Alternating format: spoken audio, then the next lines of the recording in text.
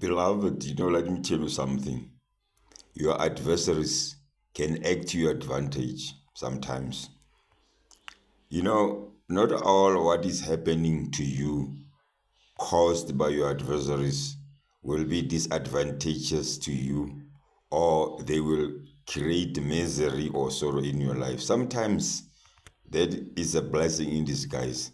Let's look at the Genesis 37, where Joseph was sold by his brothers to the Ishmaelite. Who are the Ishmaelite actually? Ishmaelite are the offsprings to Abraham and Hagar. Hagar was Abraham's maid who was forced to mate with Abraham because Sarah was desperate. She was distressed because she couldn't conceive. Now she advised her husband to sleep with Hagar, which was the maid. And the firstborn, the child who was born out of that relationship or that interaction, it was Ishmael.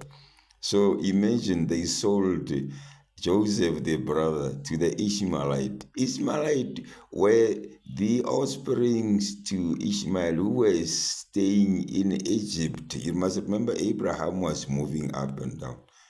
He was moved from Hagar to Canaan and end up in Egypt and then back to Canaan. It's a whole lot of, Genesis, moving around, so don't be distressed by what your adversaries are doing to you, because that will end up being at your advantage. Because what happened to Joseph in the end, he ended up being a prime minister in Egypt, the very country where they sold him to.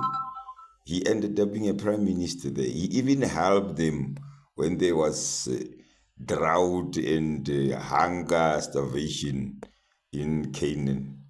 So don't be distressed about what your adversaries are doing, man. Sometimes it's a blessing in disguise. So don't take them, or look at them like they are bad or they are your enemies or your foes. Those are your blessings. Your enemy sometimes can be your blessings. So don't hate your enemies. That is the message. Don't hate your enemies. They might be your blessings in some other instance. So you hate me, sharp.